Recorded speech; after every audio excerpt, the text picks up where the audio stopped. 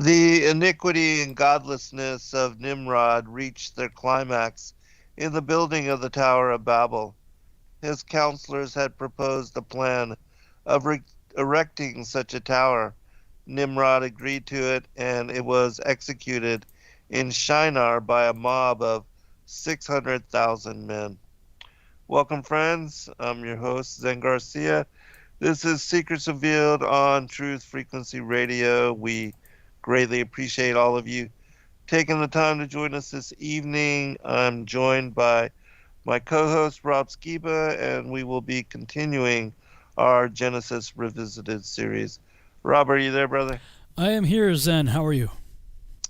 Doing good, man. How about yourself? I know you put out a lot of material for the Take on the World conference, and you were also part of the panel there to, I guess, to end the whole, shebang. So, how was it? Yeah, it was good. That was a lot of work. I'm kind of glad. Yeah, I enjoy it, but I'm glad it's over. right, Taking over. exactly. Yeah. Although now my challenge for Take on the World was to condense a decade's worth of research into 10 hours. And now my challenge for your conference is taking 10 hours and condensing it into two. so, so still busy working on stuff, but hmm looking around, man, it's almost like I just got to keep blinders on because the world's gone psycho. I mean, it's just, It really has. It really has. I mean, the insanity of everything. It's crazy, and things definitely seem to be accelerating with regard to the whole New World Order agenda. yeah. I mean, the more I look at this, it's like, I think we're damned if Trump stays in, and we're damned if he's replaced. Like we're screwed Mm, either way. Because I can't see either side agreeing with whatever the results are, and I can't see anybody just saying, "Oh, okay," And the other thing that I was Well, thinking about today was with the. I was talking to a friend of mine that was. I kind of helped his business get started when he was just getting started. He was making wedding videos, out of his parents' basement, and he needed a guy to come in and just basically run errands for him, and pay somebody to do that kind of stuff. And so I did that at first, and then I told him, hey, listen, I know how to shoot video and I can edit too. So, over time, we learned nonlinear editing together, and his name is Mike. Mike and another guy named Mike and myself, three guys working out of a basement, basically took that business from doing wedding videos to having a multi-million-dollar business, over a nice. course of quite a number of years. But, I mean, we had like $1 million worth of equipment, and we're touring the country in 18-wheelers, full of equipment, doing big corporate events and stuff. And I hadn't spoken with him in a while since, he's still in Massachusetts, and I moved down here in 2003. And we connect every now and then, but I hadn't talked to him in a long time, and called him up today just kind of see how he was doing and stuff. And of course, his business is events, and hmm he's like, in Oh, wow. Massachusetts, you can't have more than 10 people, or they'll practically hmm send in the National Guard to break you up. So he's like, Right. yeah, needless to say, things aren't going good.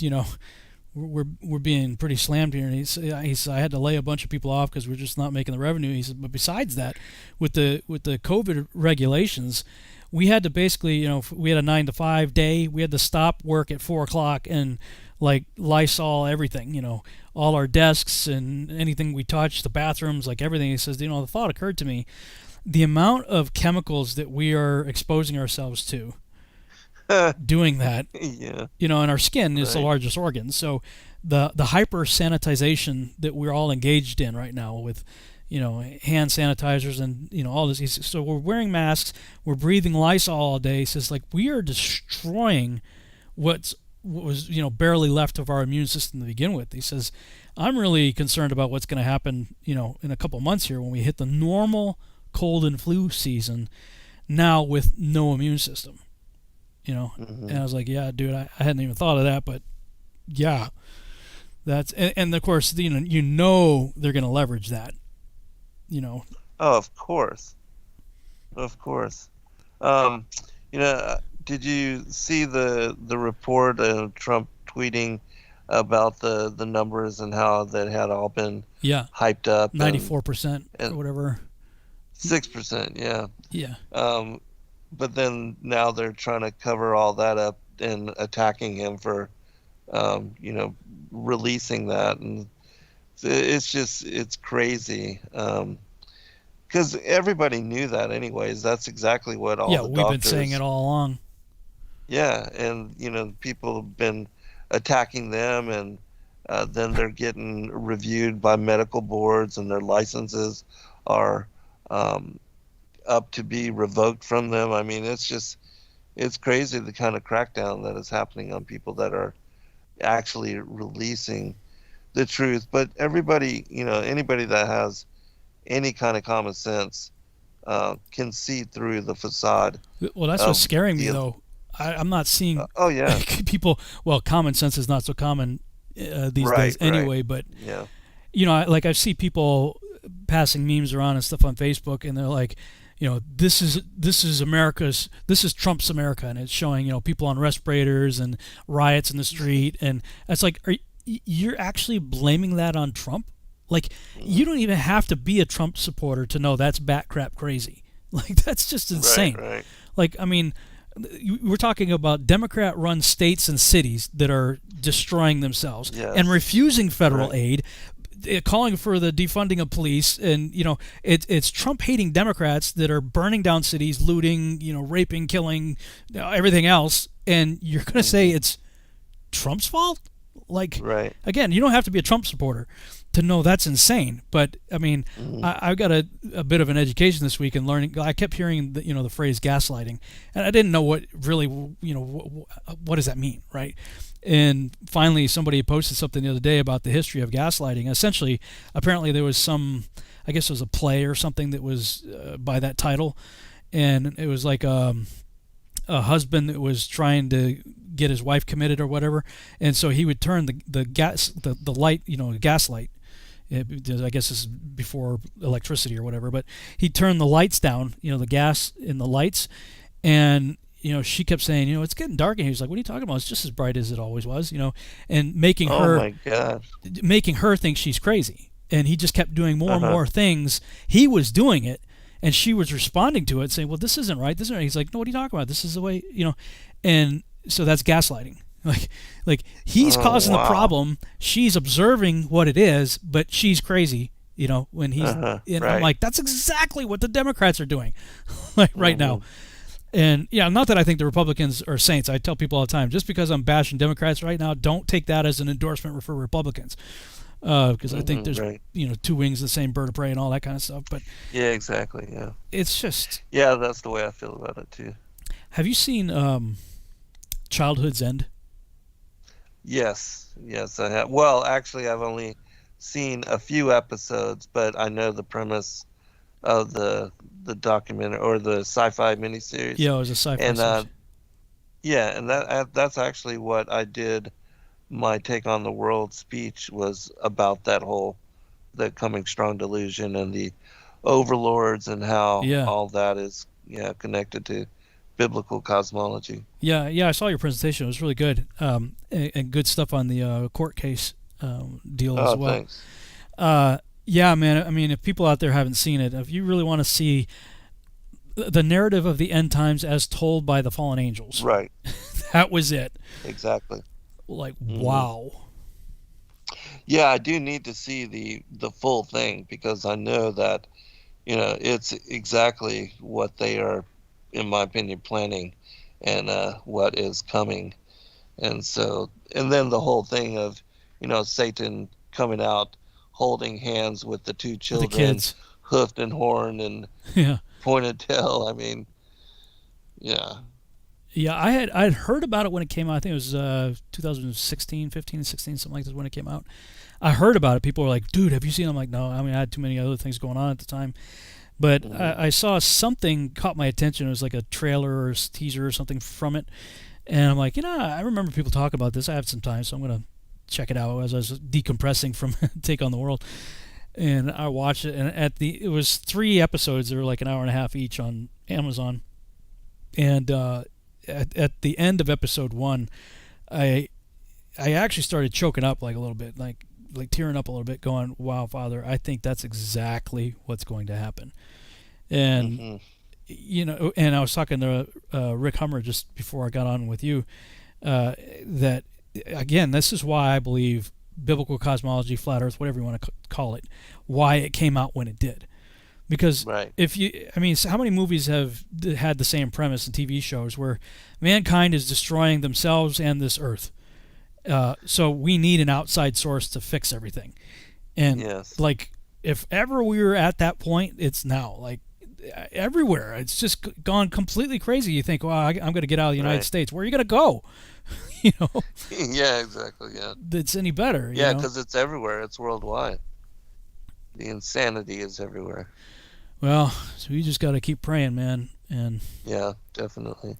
get on the right page. Well, at least we're, helping people to wake up to not only the revelation of biblical cosmology, but also the importance of it with regard to the coming strong delusion and the reign of the Antichrist and all of those things. And so, yeah, very important, even though, a lot of people believe it to be lunatic fringe and not worthy of even investigation. And so, yeah, that was why I addressed all those things in well, that presentation. So, if ever there was a time when quote unquote truthers are being vindicated, it's kind of like right. we're all kind of like, yeah, told you so.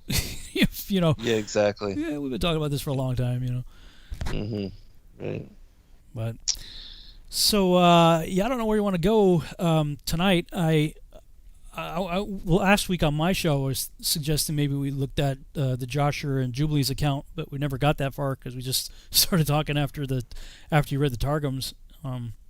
So Right. I don't know where you want to go tonight. I've got Jasher and Jubilees queued up if you wanted to go there, or we could do whatever Yeah, else. let's do that. Because I think Jasher is such an excellent account and covers in great detail a lot of things that are, spoken about by the other extra biblical manuscripts that are not covered in the King James. And so, yeah, let's start with that. Okay. And whatever you want to read, then I'll follow up with some other material.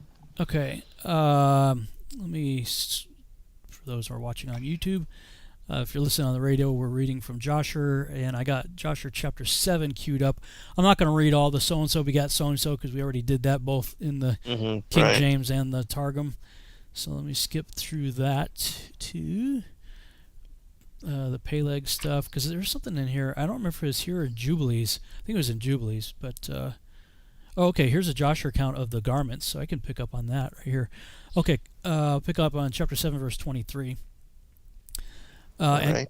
And Cush, the son of Ham, the son of Noah, took a wife in those days in his old age, and she bare a son, and they called his name Nimrod, saying, At that time the sons of men again began to rebel and transgress against God, and the child grew up, and his father loved him exceedingly, for he was the son of his old age. And the garments of skin which God made for Adam and his wife when they went out of the garden were given to Cush.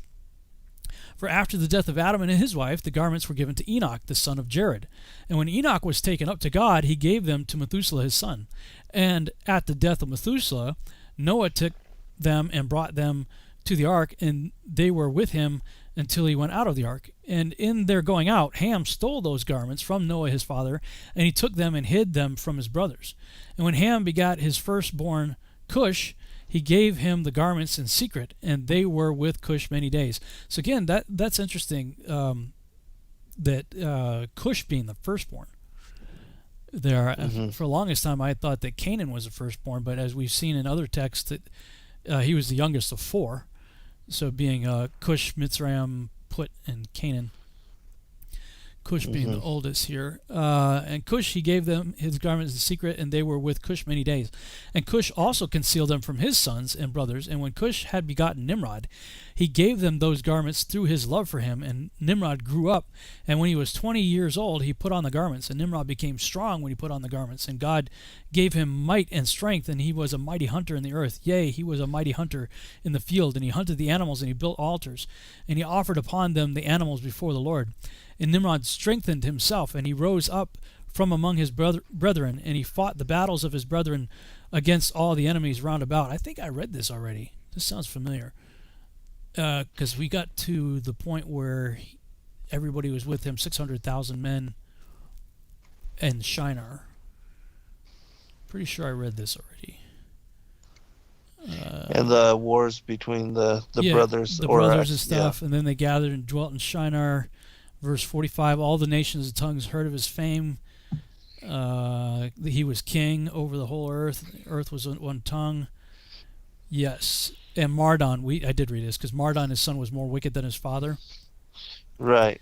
And Tahor. Yeah, so are we up to Abraham then? So, yeah, we didn't do. I must have read this. It wasn't last week. I must have read it on your show the week before that, when we were covering the table of nations, probably.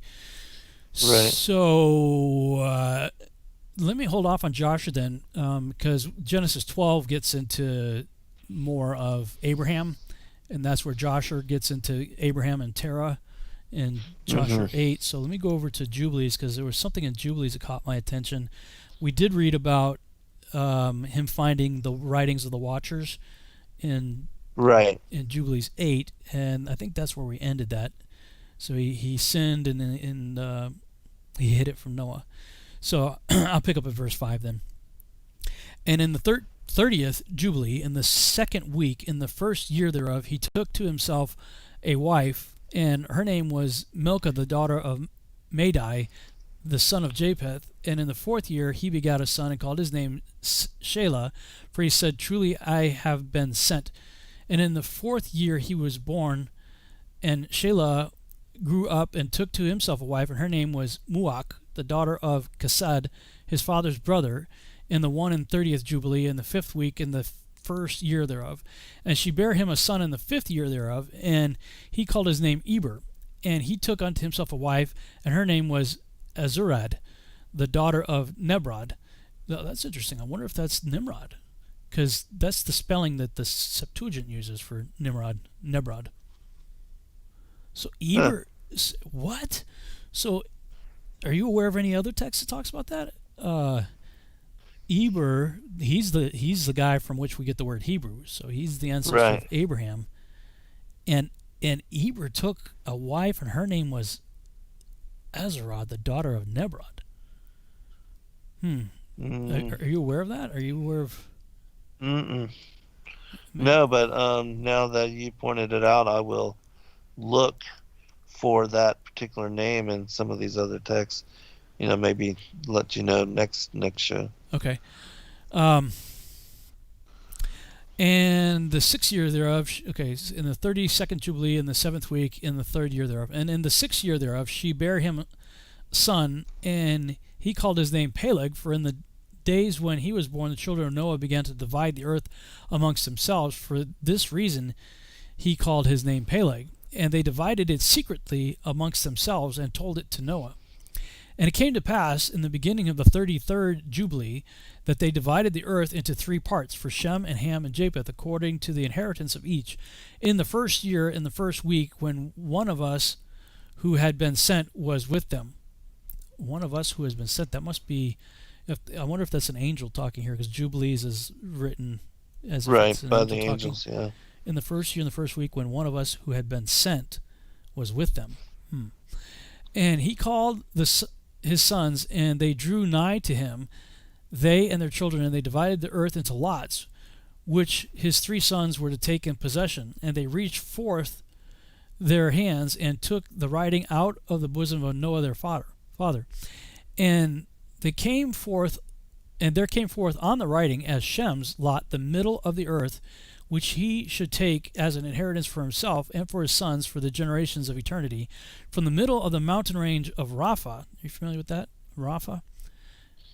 In the mouth of the water from the river Tina, and his portion goes towards the west through the midst of this river, and it extends till it reaches the water of the abysses, out of which this river goes forth, and pours its waters into the sea Miat. And this river flows into the great sea. And all that is towards the north is Japheth, and all that is towards the south belongs to Shem. and it extends till it reaches Caruso. This is in the bosom of the tongue which looks towards the south, and his portion extends along the great sea, and it extends in a straight line till it reaches the west of the tongue which looks towards the south, for this sea is named the tongue of the Egyptian sea, presumably maybe the Nile. And it turns from here towards the south, towards the mouth of the great sea on the shore of its waters, and it extends to the west of Afra, assuming that's Africa, and it extends till it reaches the waters of the river Gihon, and to the south of the waters of Gihon to the banks of this river, and it extends towards the east till it reaches the Garden of Eden, to the south thereof, to the south and from the east of the whole land of Eden, and of the whole east it turns to the east and proceeds till it reaches the east of the mountain named Rapha, and it descends to the bank of the mouth of the river Tina. This portion came forth by lot for Shem and his sons, and they should possess it forever unto his generations forevermore. And Noah rejoiced that this portion came forth for Shem and his sons, and he remembered all that he had spoken with his mouth in prophecy, for he had said, Blessed be the Lord God of Shem, and may the Lord dwell in the dwelling of Shem. And he knew that the Garden of Eden is the Holy of Holies, in the dwelling of the Lord, and Mount Sinai, the center of the desert, and Mount Zion, the center of the navel of the earth. These three were created as holy places facing each other. And he blessed the God of gods, who had put the word of the Lord into his mouth, and the Lord forevermore. And he knew that a blessed portion and a blessing had come to Shem and his sons unto the generations forever, the whole land of Eden, and the whole land of the Red Sea, and the whole land of the east and India, and on the Red Sea, and the mountains thereof, and all the land of Bashan, and all the land of Lebanon, and the islands of Caphtor, and all the mountains of Senir, and Ammana, and the mountains of Asher in the north, and all the land of Elam, Asher, and Babel, and Susan, and Maadai, and all the mountains of Ararat, and all the region beyond the sea, which is beyond the mountains of Asher, towards the north, a blessed and spacious land, and all that is in it is very good. And for Ham came forth the second portion, beyond the Gihon, towards the south, to the right of the garden, and it extends towards the south as it extends to all the mountains of fire, and it extends towards the west to the sea of Atel, and it extends towards the west till it reaches the sea of Mayuktat, something like that, sea, into which everything which is not destroyed descends. And it goes forth towards the north to the limits of Gader, and it goes forth to the coast of the waters of the sea, to the waters of the great sea, till it draws near to the river Gihon, and it goes along the river Gihon till it reaches the right of the Garden of Eden. And this is the land which came forth for Ham as the portion which he was to occupy forever for himself and his sons unto their generations forever. And for Japheth came forth the third portion beyond the river Tina to the north of the overflow of its waters, and it extends northeasterly to the whole region of Gog and to the country east thereof, and it extends northerly to the north, and it extends to the mountains of Quelt towards the north and towards the sea of Mauk, and it goes forth to the east of Gader as far as the region of the waters of the sea, and it extends until it approaches the west of Phera, and it returns towards the Epherag, and it extends easterly to the waters of the sea of Miat, and it extends to the region of this river Tina in a northeasterly direction until it approaches the boundary of its waters towards the mountain Rapha, and it turns around towards the north. That is the land which came forth for Japheth and his sons as the portion of his inheritance, which he should possess for himself and his sons for their generations forever, 5 great islands in a great land in the north. But it is cold, and the land of Ham is hot, and the land of Shem is neither hot nor cold, but it is of blended cold and heat. Wow. I'm not familiar with really hardly any of those names in modern times, Right. so it'd be an interesting study to go back and see, what those places are today. Mm-hmm. But I did find it interesting because I had speculated for a long time now that I believe that the land of Shem, or the land of Israel specifically, was the Garden of Eden. That the promised land given, the boundaries given to Abraham that his offspring would inherit, Mm-hmm. was in fact the terrestrial garden area of Eden. And this certainly seems to confirm that, although the directions that are given seem off, like north, south, east, west seems a little bit wonky as I was reading through this. It's something I'd have to draw out to really wrap my head around it. Mm-hmm. Yeah, and to look at those old names again. But it is interesting that all this is preserved, in these ancient manuscripts for people to do the exact thing. All right, we'll be right back, everyone.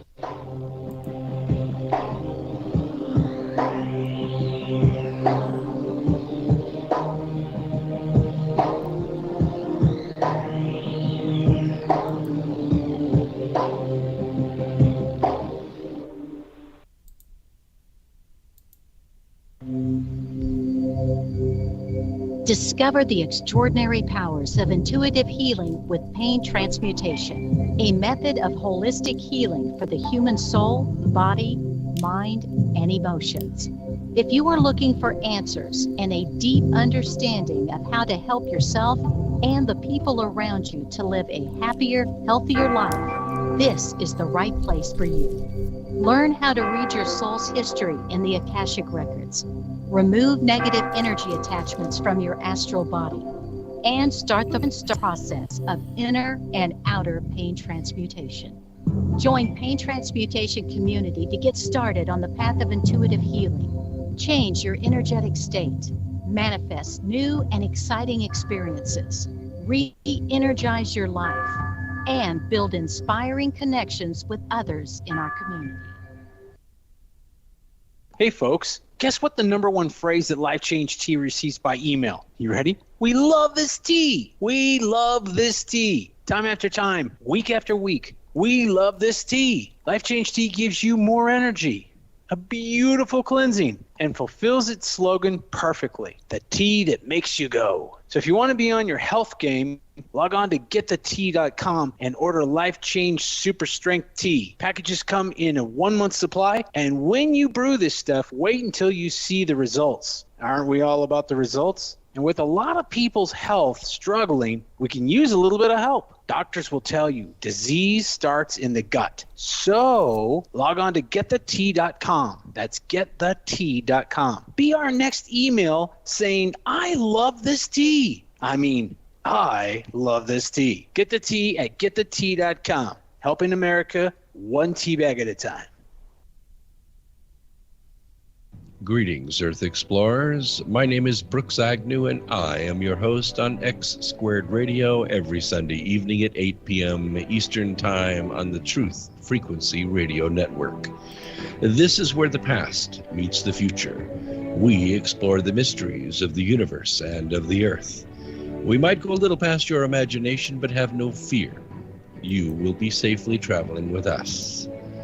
We will dissolve the propaganda of dangerous people with dangerous plans for the planet. We will discuss the latest technologies and challenges for humankind. We will discover the safest place for you to stand when the thinkings and doings of mankind come flying apart, and how you can be one of the people that helps put it back together. Join us.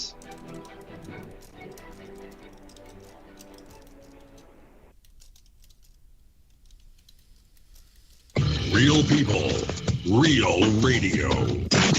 Wherever you are, make it TFR. Truth Frequency Radio. And in those days, there were giants in the land, and the sons of the angels of God looked upon the daughters of men and found them fair, and took of them wives, and their sons became of old great men of renown.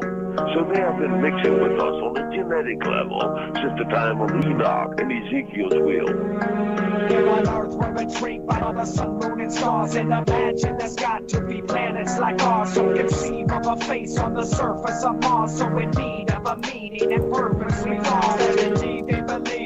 might be our gods, or that maybe with time we'll do right and evolve and eventually reach what they seek and then solve all the problems of man. But they really don't know that they call and the works of our hands are but just filthy rags. So we travel the lands to dig up our past, time our lapses and with it are much of the facts. I'm imagining that God's been in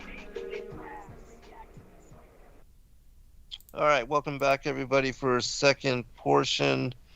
I can follow up to what you were reading from the Legends of the Jews that kind of goes into similar account. Okay. And then we can move on yeah, something after that. Yeah, I was skimming ahead during the break. So, yeah, if you read that, then I could come back. There's more division of land in chapter 9, and then 10 of Jubilees gets really interesting with the mastema coming to them and what happens to the demons, that are assaulting them. Excellent. That's actually I think that is also spoken about in this account as well, so that'll be perfect. Okay. All right. From the Legends of the Jews.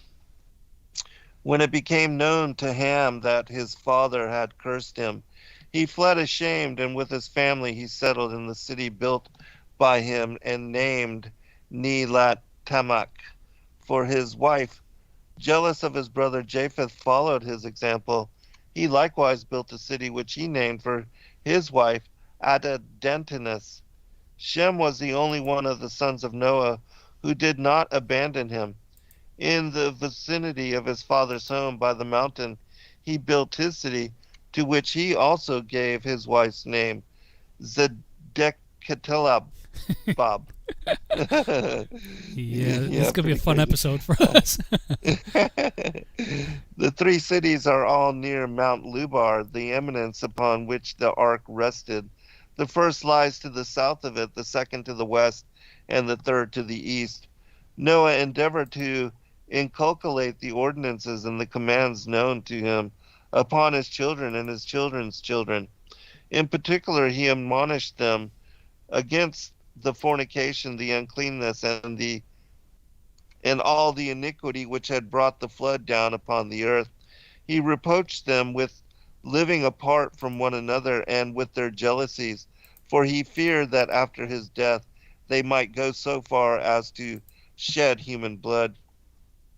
Against this he warned them impressively, that they be not annihilated from the earth like those that went before. Another law which he enjoined upon them to observe it was the law of ordaining that the fruit of the tree shall not be used the first 3 years it bears, and even in the 4th year it shall be the portion of the priests alone, after a part thereof has been offered upon the altar of God. And having made an end of giving his teachings and injunctions, Noah said, For thus did Enoch your ancestor exhort his son Methuselah, and Methuselah his son Lamech, and Lamech delivered all unto me, as his father had bidden him.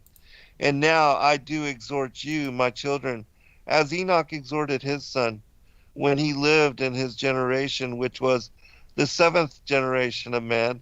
He commanded it and testified it unto his children, and his children's children, until the day of his death, or taken up. In the year 1569, after the creation of the world, Noah divided the earth by lot among his 3 sons. In the presence of an angel, each one stretched forth his hand and took a slip from the bosom of Noah. Shem's slip was inscribed with the middle of the earth, and this portion became the inheritance of his descendants unto all eternity.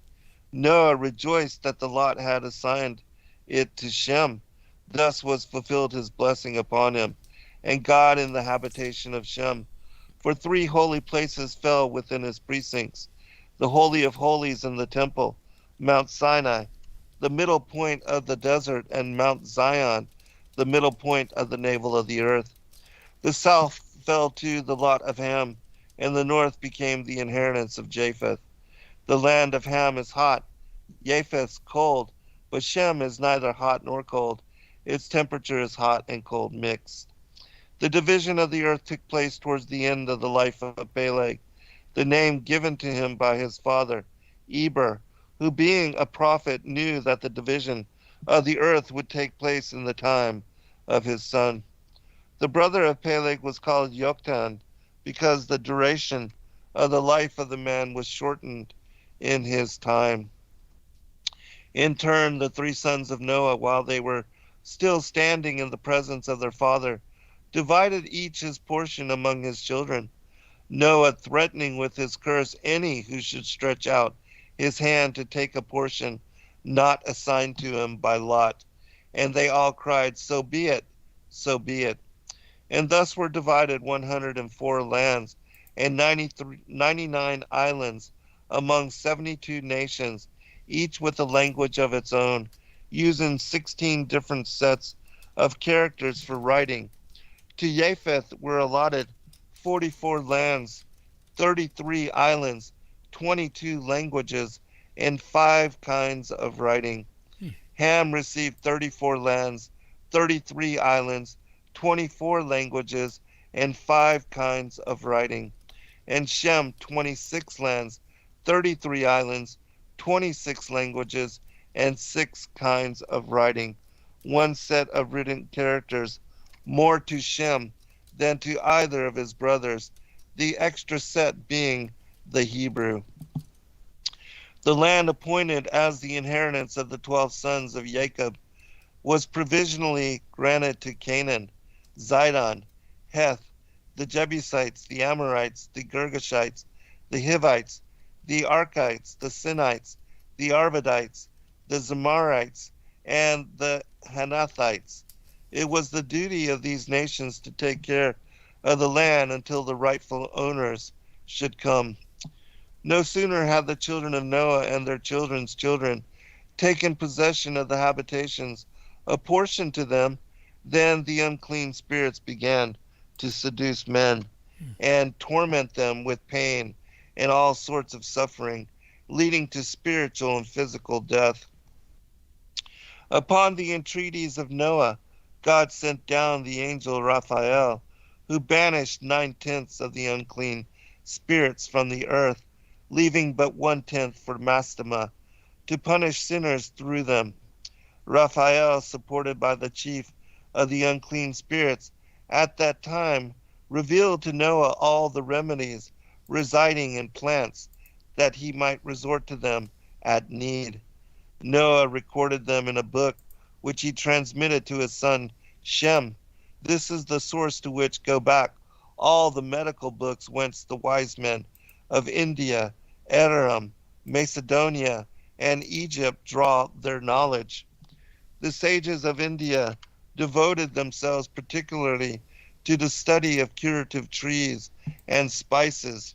The Armenians were well versed in the knowledge of the properties of grains and seeds, and they translated the old medical books into their language. The wise men of Macedonia were the first to apply medical knowledge practically, while the Egyptians sought to effect cures by means of magical arts and by means of astrology.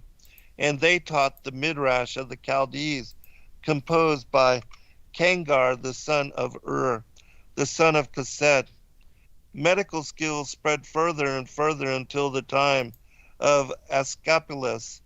This Macedonian sage, accompanied by 40 learned magicians, journeyed from country to country until they came to the land beyond India in the direction of paradise. They hoped there to find some wood of the tree of life, and thus spread their fame abroad over the whole world. Their hope was frustrated when they arrived at the spot. They found healing trees and wood of the tree of life, but when they were in the act of stretching forth their hands to gather what they desired, lightning darted out of the ever-turning sword, smote them to the ground, and they were all burnt. With them disappeared all knowledge of medicine, and it did not revive until the time of the first Artaxerxes, under the Macedonian sage Hippocrates, Dioscorides of Bela, Galen of Caphtor, and the Hebrew Asaph. Wow. and that's where it stops. Well, that was Legend of the Jews. Yes. Wow. I was trying to write it down quickly. I didn't get it down quick enough. Can you go back to the part where it said how many lands, languages, and writings each one had? Japheth, Shem, and Ham. Yeah, sure. Okay. So there's 72 nations. So that's interesting. 72 nations, 16 different characters.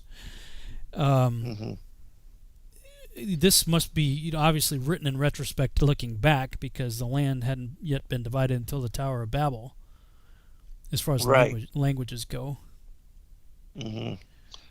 Thus were divided 104 lands and 99 islands among 72 nations, each with a language of its own, using 16 different sets of characters for writing. To Japheth were allotted 44 lands, 33 islands, 22 languages, and 5 kinds of writing.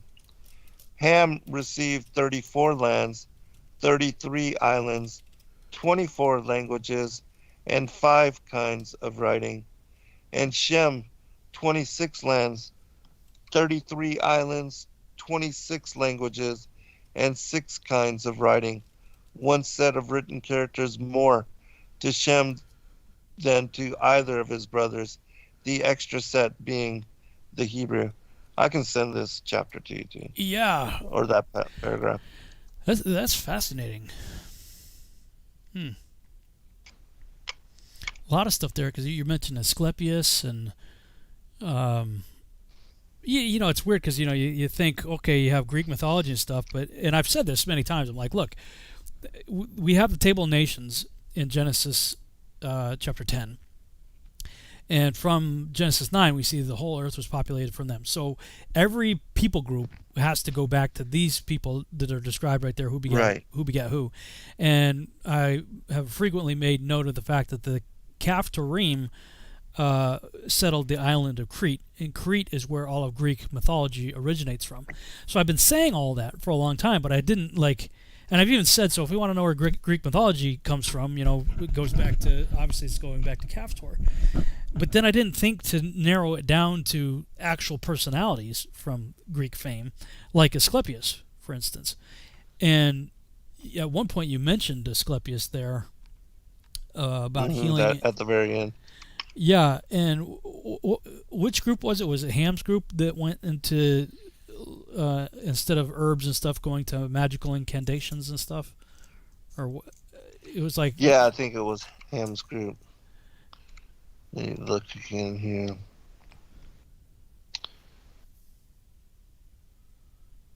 It was the Egyptians. Yeah. So yeah, it was Ham's. Yeah, because they got into, the magic arts and stuff like that. Yeah. Because I always wondered, the Chinese trace their... And astrology. Okay. The Chinese trace their origin back to Fo He Yu, and even in their understanding, that's Noah. And so, I've often wondered, why is it that we talk about like Chinese herbs, for when you're looking for alternative medicine, you typically you end up with Chinese herbs. And I've always wondered, why is it that the Chinese had the corner on this, on the herbs, until you realize that, Noah was the founder, apparently. Yes. Would have carried all of that wisdom with him. And then it was passed along. But you can see how the other guys started going off the beaten path. Right. Yeah. Even the I've seen this presentation on the Chinese language, and all the symbols date back to and are connected to, like the flood, even the symbol for the tower and the separation of the languages. All of that is preserved in their presentation of what the symbols mean and their language. It's very interesting because it shows that without a doubt it is connected to Noah and what was the the spreading out of the peoples from all of the children of the sons of Noah. The table of generations. Yeah, there's a lot in that passage. I was trying to take notes as fast as I can and monitoring the chat room at the same time. So I was like, yeah, yeah, please do, because I was multitasking so much. I was only picking up a little bit here and there. But you were also talking about in that it said in the year 1569 from creation. That's different from. Like I have the Adams Wall chart of world history. I'm looking at it right now. They have the deluge happening in 1656 a.m. 1656. So that said 1569. So that one of these is wrong. Because the conversation what you just read is taking place at the time of the Tower of Babel, which is at about 1700. So somebody's chronology is off. Yeah, you're the expert on all that. Yeah. I just read the text. I'm just a pert. I haven't graduated to expert yet, so I'm still a pert. Wow. Okay. So how much time we got? We got 10 minutes. I can go to chapter 9 of Jubilees if you want. Yes, sounds good. All right, let me switch over here. Okay, Jubilees, chapter 9. And Ham divided amongst his sons, and the first portion came forth for Cush toward the east, and the west of him for Mitzrayim, and the west of him for Put, and the west of him, and to the west thereof on the sea for Canaan. Oh, that's interesting. So if you think of North Africa, Cush being more towards the east, Mitzrayim being Egypt, and then Put is Libya, and Canaan is going all the way over to like this Morocco. It sounds like, towards the sea there, and then but Canaan certainly made his way across the sea over to the land that became known as Canaan, which we call Israel now. Interesting, right? And Shem also divided amongst his sons, and the first portion came forth. This is interesting. It says Shem divided amongst his sons, and the first portion came forth for Ham and his sons. I'm wondering if that's a typo, or because Ham's not of the line of Shem. That's interesting. To the east of the river Tigris, till it approaches the east, the whole land of India. That's interesting. And on the Red Sea, on its coast, and the waters of Dedan, and all the mountains of Mebri and Elah, and all the land of Susan, and all that is on the side of Farnak, to the Red Sea and the river Tina. I'm really wanting to know what the river Tina is. And for Asher came forth, and the mountain that was mentioned earlier too, that was sort of the center point.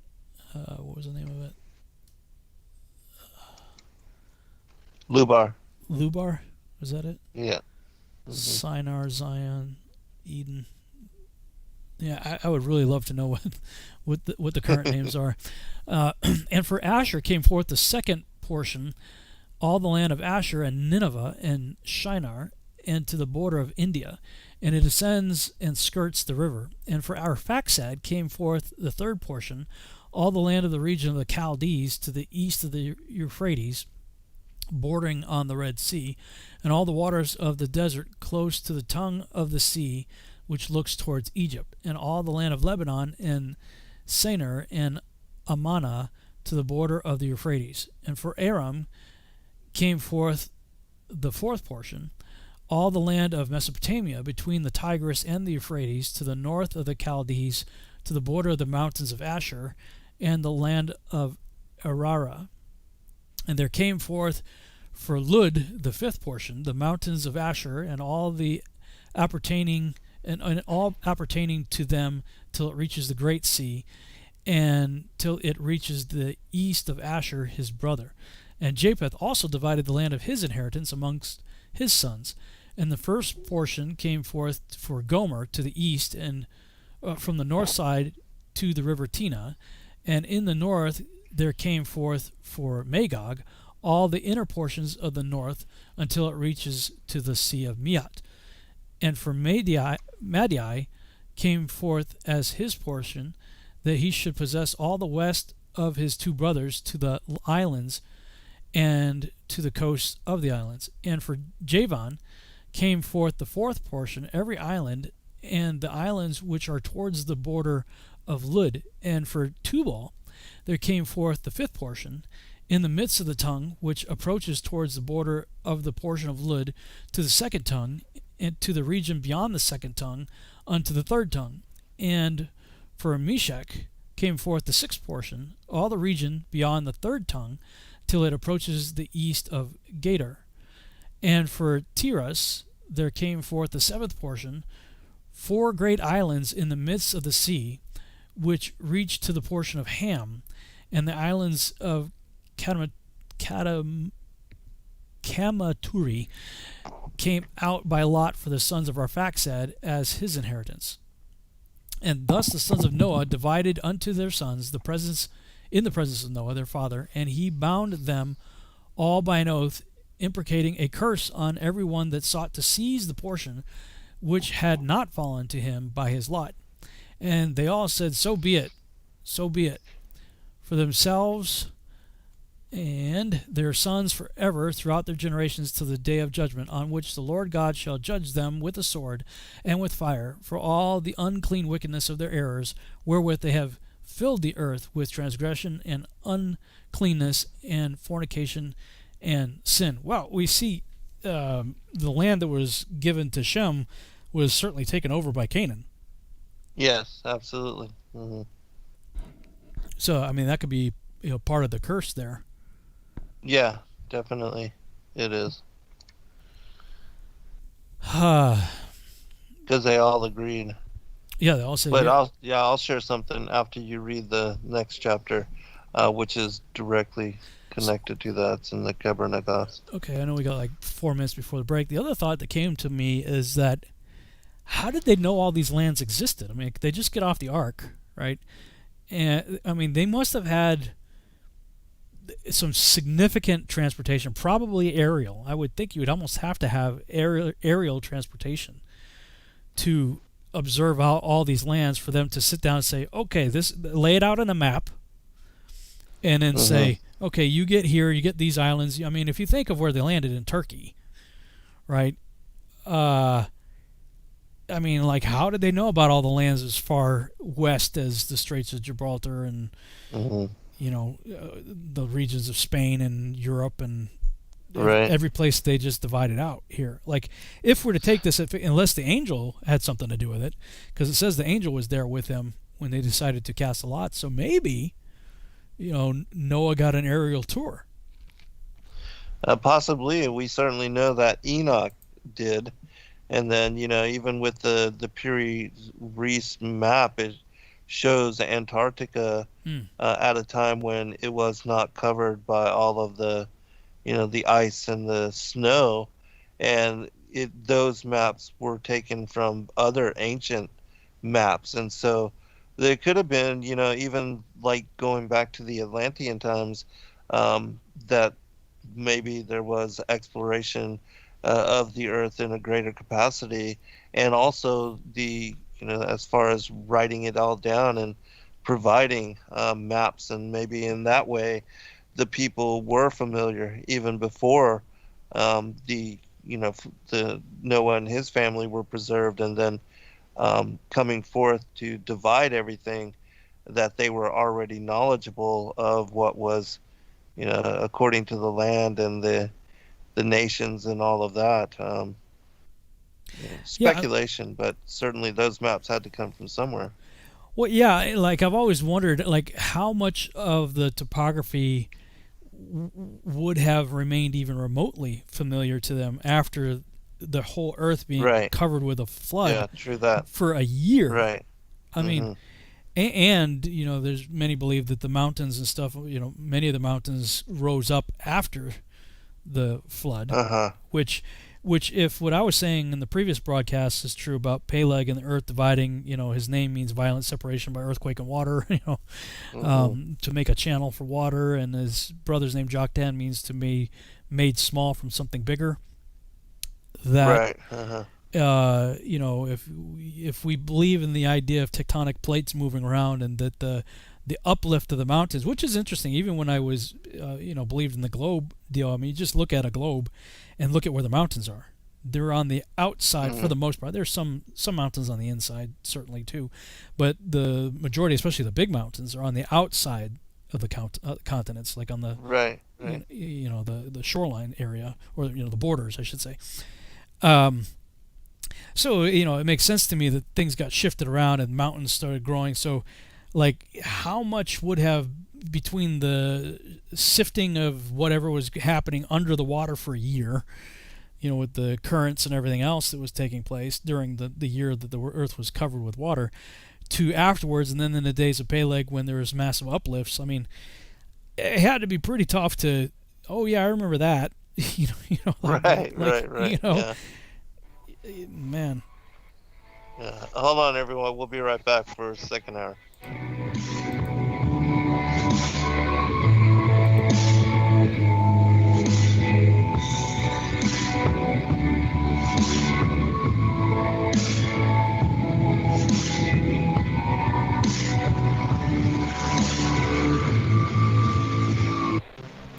Truth Frequency Radio is your #1 source for news and information without the hate, hype, and fear. We're proud to feature cutting-edge programs like Beyond the Veil with Chris and Cherie Geo, X Squared with Brooks Agnew, Paranormal Portal with Brent Thomas, Jaronism Raw with Jaron and Missa, Fearless with Frank Castle, Strange World with Mark Sargent, The Eye of Ra with Ra Castaldo, The Infinite Fringe with Billy Ray, Ironworks with Josh Corey, The Kev Baker Show, and dozens more. Did you know you can listen from any telephone by dialing 641-793-7117 or call into your favorite show toll free at 833-TFR Live. Uncensored talk and news you won't hear in the mainstream media.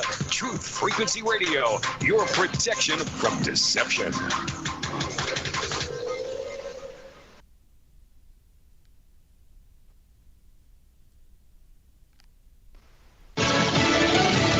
Predicting victory. I'm Lisa Lacera, Fox News. President Trump with a campaign stop this evening in Latrobe, Pennsylvania, outside Pittsburgh, accusing opponent Joe Biden of flip-flopping on policy to gain support. He's trying to change now. You understand? That's not working because we're going up and he's dropping like a rock in water.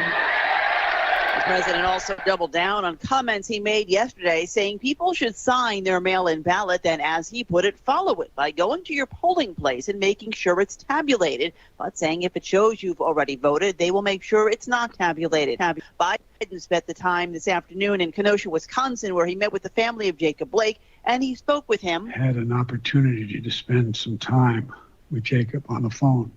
He's out of ICU. Biden said Blake talked about how nothing was going to defeat him, and whether or not he walked again, he was not going to give up. Blake was shot 7 times in the back during an encounter with police.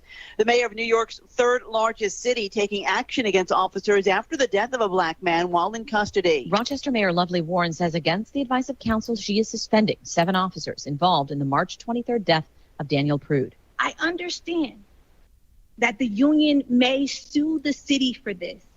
They shall feel free to do so. Warren says the police chief told her he died of an overdose. She didn't find out what really happened until August 4th.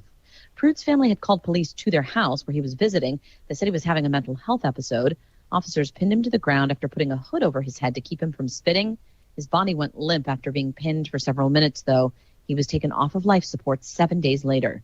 Jessica Rosenthal, Fox News. Setbacks in Kanye West's presidential bid. A judge has barred him from appearing on the ballot in Arizona this November. He's also been removed from the ballot in Virginia. America is listening to Fox News.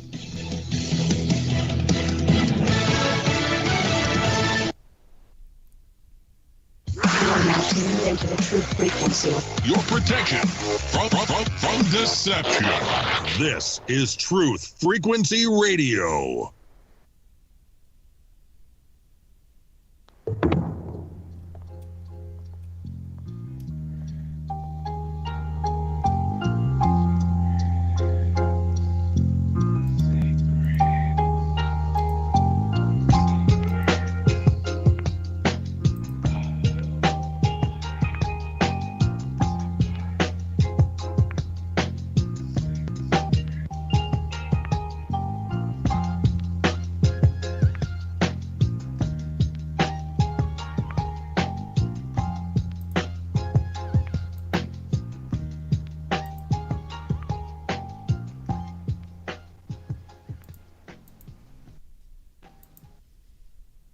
All right, welcome back, everybody, for a second hour. I had looked up what you were talking about as far as the name Joktan, and it says the meaning here is he will be small. And in that chapter that I just sent you, it said that the brother of Peleg was called Joktan because the duration of the life of man was shortened in his time. Yeah, I remember reading that. Yeah, so it could mean that he will be small. Could be connected to, because it was after Noah that all the lifespans consistently began to dwindle. Shem lived 600 years, and then all the like Peleg and them 400, and then it went to 200, and by the time of Abraham, 175, 200, around there. Yeah. But anyways, let me turn it back over to you. You were going to go into the next chapter of Jubilees. Oh, chapter 10, yeah. Okay. Switch over. Jubilees, chapter 10. And in the third week of this Jubilee, the unclean demons began to lead astray the children of the sons of Noah, and to make to err and destroy them. And the sons of Noah came to Noah, their father, and they told him concerning the demons which were leading astray and blinding and slaying his sons' sons. And he prayed before the Lord his God, and said, God of the spirits of all flesh, who hast shown mercy unto me, and hast saved me and my sons from the waters of the flood, and hast not caused me to perish, as thou didst the sons of perdition. For thy grace has been great towards me, and great has been thy mercy to my soul. Let thy grace be lift up upon my sons, and let not wicked spirits rule over them, lest they should destroy them from the earth. But do thou bless me and my sons, that we may increase and multiply and replenish the earth. And thou knowest how thy watchers, the fathers of these spirits, acted in my day. And as for these spirits which are living, imprison them, and hold them fast in the place of condemnation, and let them not bring destruction on the sons of thy servant, my God. And these are malignant and created in order to destroy. And let them not rule over the spirits of the living, for thou alone canst exercise dominion over them. And let them not have power over the sons of the righteous, from henceforth and forevermore. And the Lord our God bade us to bind all. And the chief of the spirits, Mastema, came and said, Lord, Creator, let some of them remain before me, and let them hearken to my voice, and do all that I shall say unto them. For if some of them are not left to me, I shall not be able to execute the power of my will on the sons of men. For these are for corruption, and leading astray before my judgment. For great is the wickedness of the sons of men. And he said, Let the 10th part of them remain before him, and let 9 parts descend into the place of condemnation. And one of us, he commanded, that we should teach Noah all their medicines, for he knew that they would not walk in uprightness, nor strive in righteousness. And we did according to all his words. All the malignant evil ones we bound in the place of condemnation, and a 10th part of them we left, that they might be subject before Satan on the earth. And we explained to Noah all the medicines of their diseases, together with their seductions, how he might heal them with herbs of the earth. And Noah wrote down all things in a book, as we instructed him concerning every kind of medicine. Thus the evil spirits were precluded from hurting the sons of Noah. And he gave all that he had written to Shem, his eldest son, for he loved him exceedingly above all his sons. And Noah slept with his fathers, and was buried on Mount Lubar in the land of Ararat.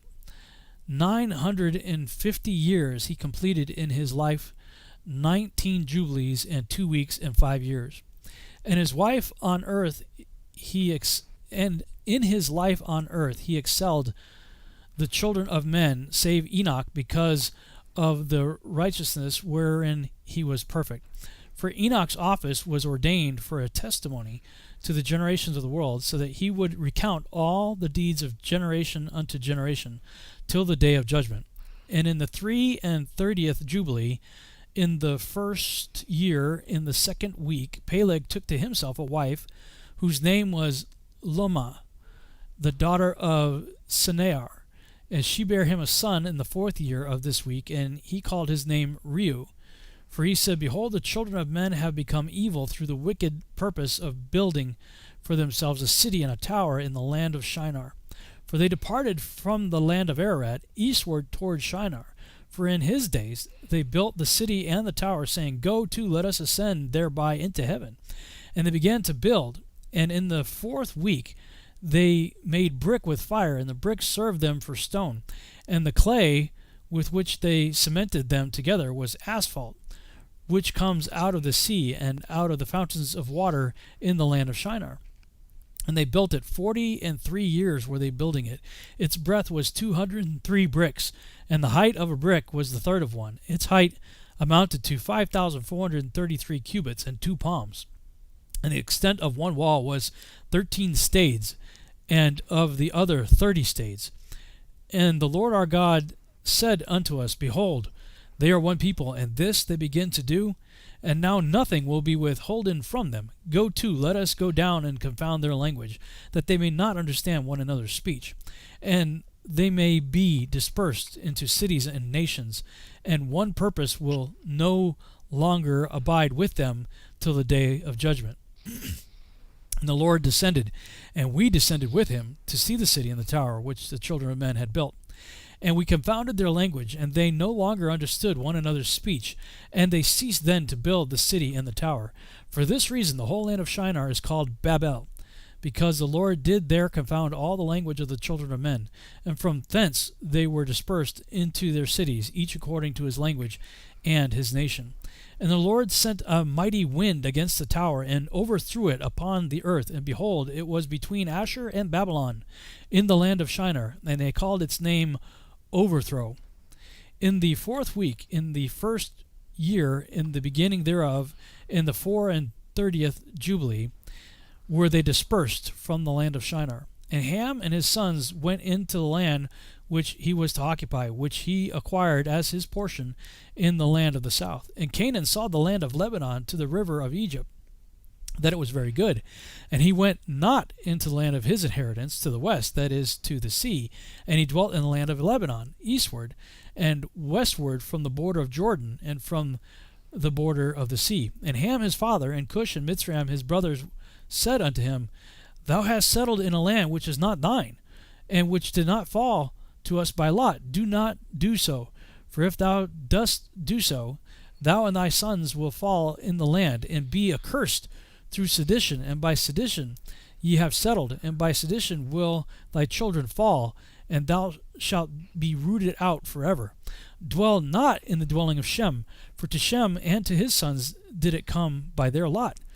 Cursed art thou, and cursed shalt thou be beyond all the sons of Noah, by the curse by which we bound ourselves by an oath in the presence of the holy judge, and in the presence of Noah our father. But he did not hearken unto them, and dwelt in the land of Lebanon, from Hamath to the entering of Egypt, he and his sons until this day. And for this reason that land is named Canaan. And Japheth and his sons went towards the sea, and dwelt in the land of their portion. And Medai saw the land of the sea, and it did not please him. And he begged a portion from Ham and Asher and Arphaxad, his wife's brother. And he dwelt in the land of Media, near to his wife's brother until this day. And he called his dwelling place and the dwelling place of his sons Media, after the name of their father Medai. That's interesting, man. Like, I'm visualizing, whenever we read Genesis chapter 11, come let us go down. We never really think about it. Like, if there's 70 angels in the divine council, the Heiser's doctoral thesis, talked about the divine council, that they all went down. Like, it was like this big parade, and what did that look like? The whole council. The whole council came down, and you got 600,000 men, according to Jasher, working on this project. And like, I'm envisioning in my head visually what that would look like on the motion picture screen. Like these cool looking angels coming down, 70 of them, and going and just touching people on the head. Boop. And, now you're speaking Chinese. boop. Now you're right. you're speaking English or whatever. They get kind of boop. And what did that visually look like when they all came down and mingled amongst the men and then confounded their languages and dispersed them? That's a pretty interesting Right. visual. Just kind of working that out in my head. Yeah, how exactly, because even the power of the Almighty, how they would just achieve that. Was it just thought processes, or like you said, a touch on the shoulder, a touch on the head, or maybe they even, hit them in their third eye or something. Well, yeah, that's kind of like what I'm envisioning. Just kind of, they just, this energy coming out of their hands, hitting the people in the head or whatever, and they, all of a sudden they start speaking another language, and the neighbor's like, what are you talking about? They get into a fight because they can't understand each other. Right. Yeah. And the angels are just kind of going through, just 600,000 being divided up into 70. Yeah, that's very interesting. And in the Targum it says also that it was the word of the Lord that came down with the angels as well, and that divided and confounded the tongues and the tribes. And I could accept that, and believing that Yeshua went around and that extra language that Shem had, apart from his brothers, because they all had what, Japheth 22, Ham was at 24, I think, languages, and Shem 26, I think was the numbers, something like that. Does that sound right? And it said the extra. I just sent it to you. Yeah. They said the extra number being Hebrew. Right.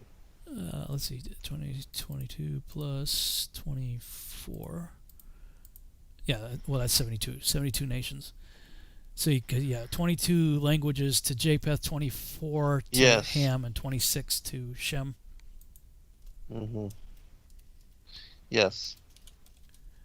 Yeah, that's so, right. I could see Yeshua going through as the Word, tapping the people that are going to end up speaking Hebrew among the other languages. Right.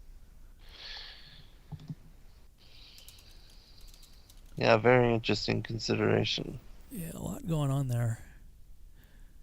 All right. And so we do see that this is where Canaan said, nah, I like it, because we see them leaving from.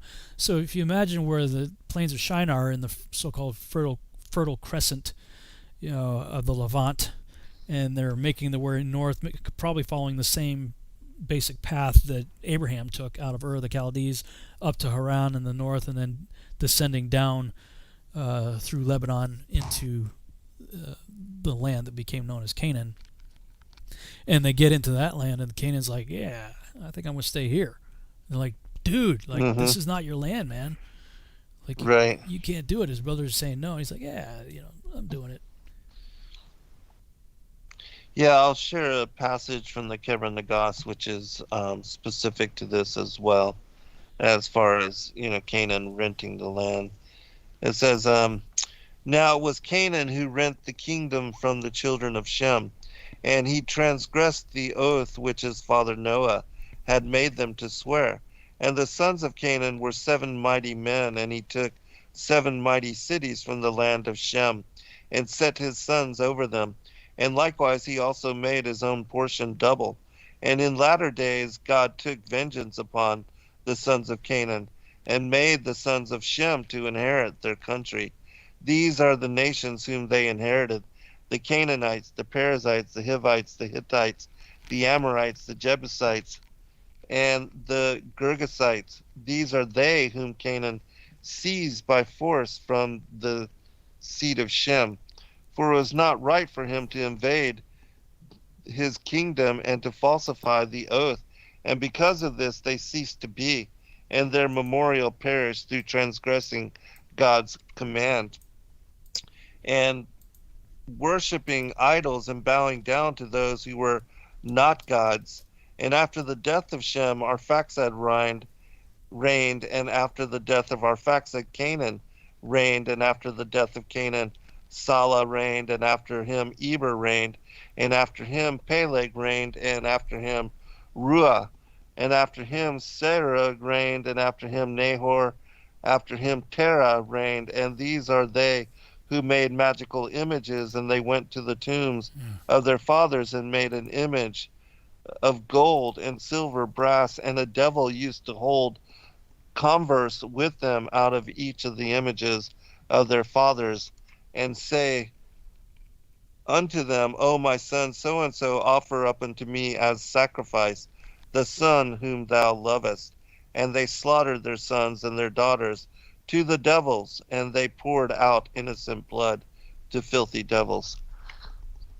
Which I had shared that before, but it was, specific to this. So. Well, that's good, because I can go over to Jasher 8 and pick up on the story of Abraham being born, Abram, and the sign in the heavens, and it starts the... Yeah, sounds good.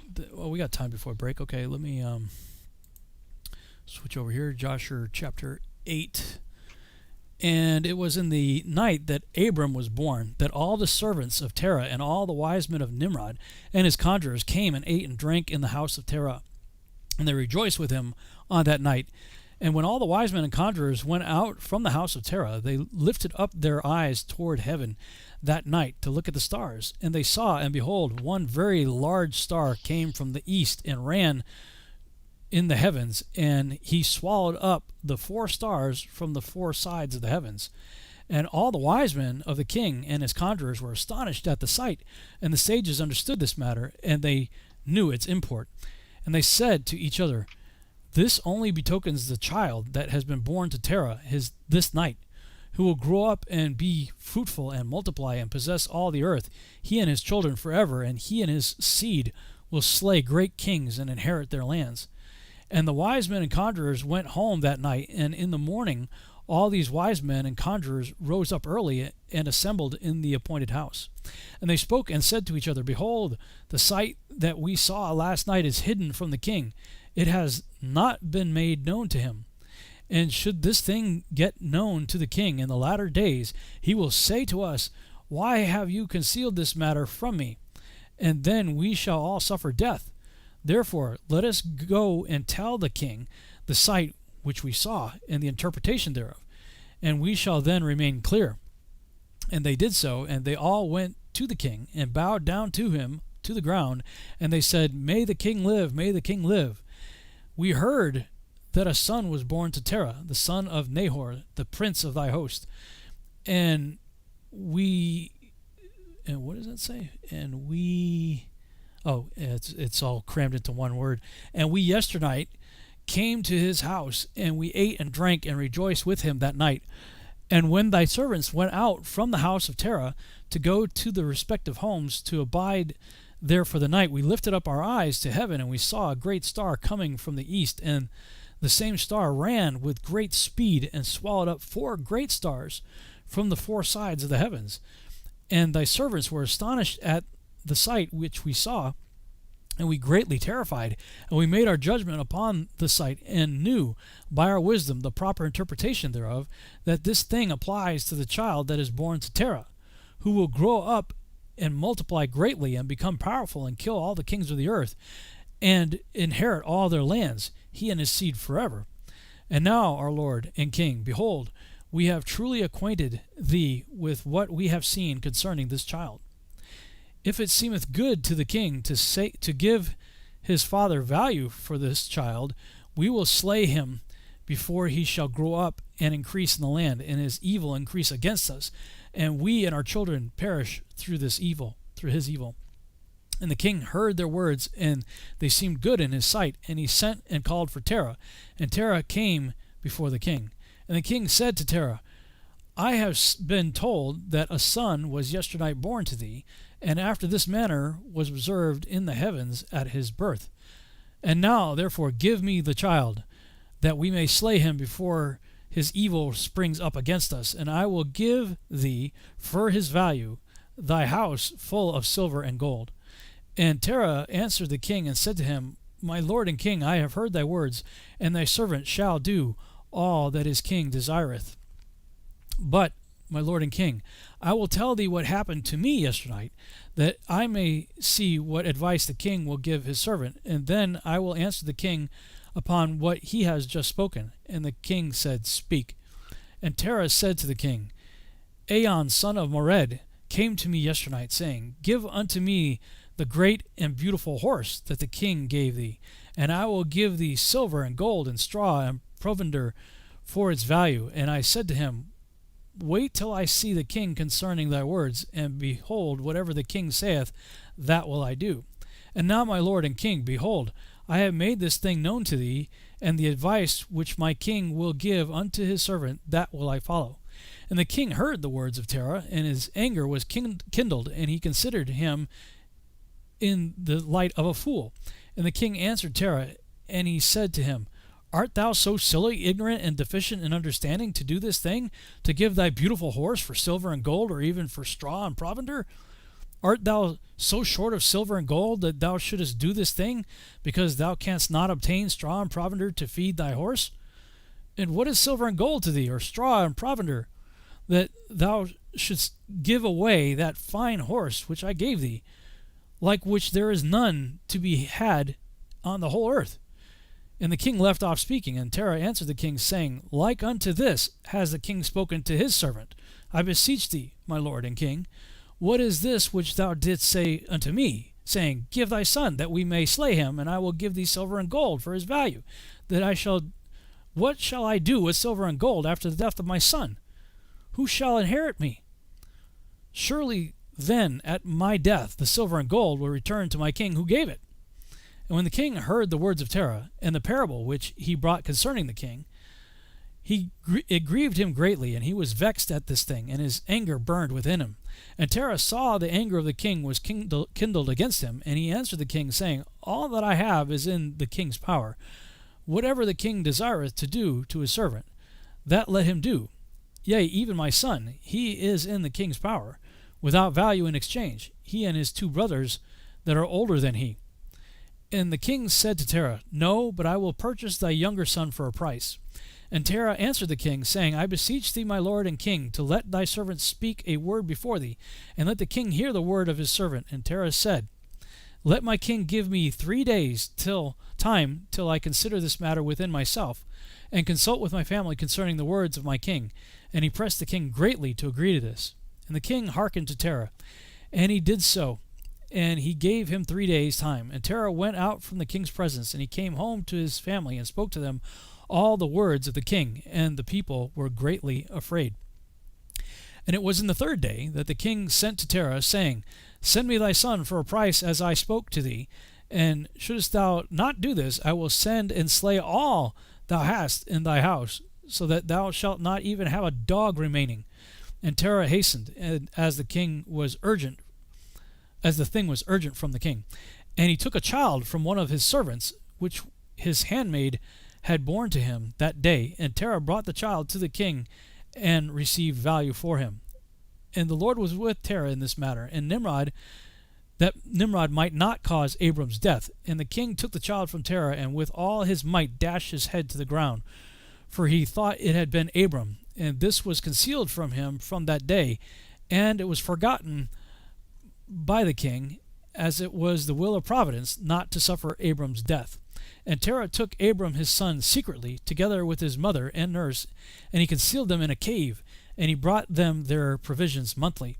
And the Lord was with Abram in the cave, and he grew up, and Abram was in the cave 10 years, and the king and his princes, soothsayers, and sages thought that the king had killed Abram. That's the end of that chapter. Yeah, that's a fascinating story, and it's, again, one of those that is not included in the King James, but, it foreshadows, in my opinion, even the coming of Messiah in the same manner that the star preceded his birth, and then also all the prophecies that were associated, and how his kingdom, even though it would be with his return, but that Abram would overthrow Nimrod's kingdom, and that the worship of the idols, and even the world's belief that he himself was a god. And so the pagan ideology and even their practice of ritual sacrifice, the blood sacrifice and the offering of their own children to devils, as we saw in that previous passage. So, a lot of very important distinctions between what is the worship of the true God and what was the pagan mythologies that worship this pantheon of gods and goddesses, and that incorporated into their reverence the blood sacrifice and the offering of victims and children's in ritual. All right, we'll be right back, everyone.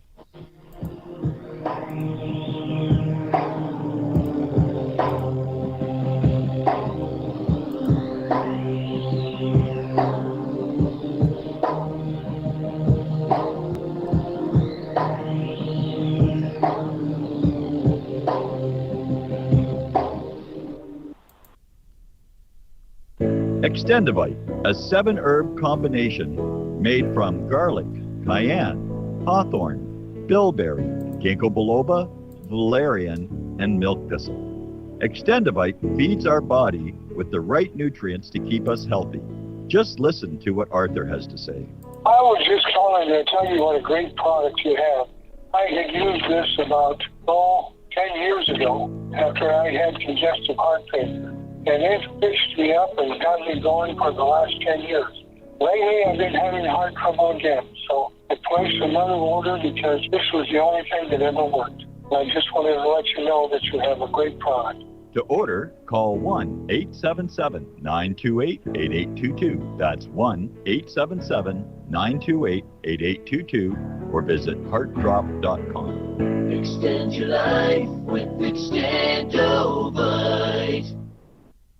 Poor water quality is a major health issue, and it's only getting worse. Municipalities can't keep up, standards have dropped, and pollutants are increasing. Where does it all end? It ends by keeping the pollutants outside of your home with HydroCare's advanced systems available at Wave Home Solutions. No less than the best purification materials and processes have been developed by HydroCare to provide you with healthy, clean water for drinking, cooking, and showering. HydroCare far surpasses the competition in removing chlorine, odors, iron, lead, chemicals, limescale, and much more. Don't settle for less when it comes to your water. We'll take care of the toughest water problems for you, whether it's from a city or well source. Satisfaction guaranteed. For more information, call 888-997-WAVE. That's 888-997-WAVE. Or go to bestwater123.com. That's bestwater123.com. Wave Home Solutions for a healthy, comfortable home.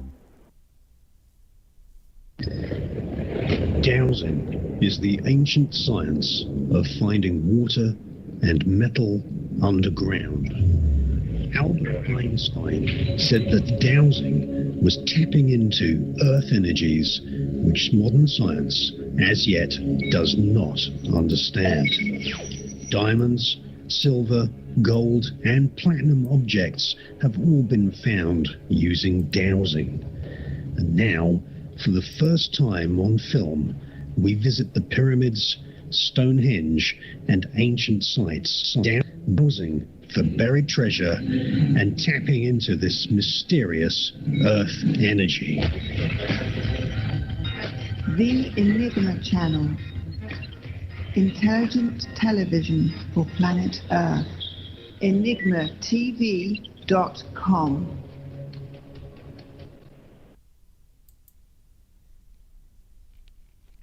You are now tuned into the truth frequency. Your protection from deception. TFR. Truth Frequency Radio.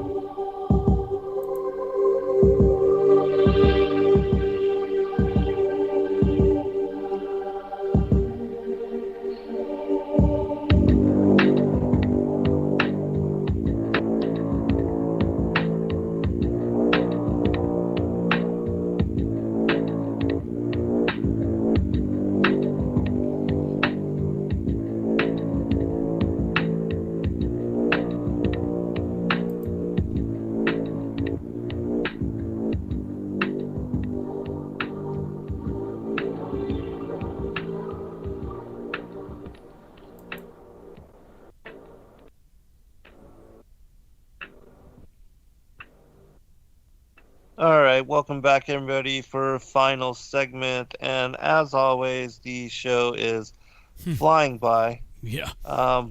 Wanted to give you opportunity to comment or to bring up anything that you wanted to share, on what you had read, and then I can share something about the story of Abraham and how he was put into the fire and its connection to the Tower of Babel and also to brick making, which is a story I don't think a lot of people are familiar.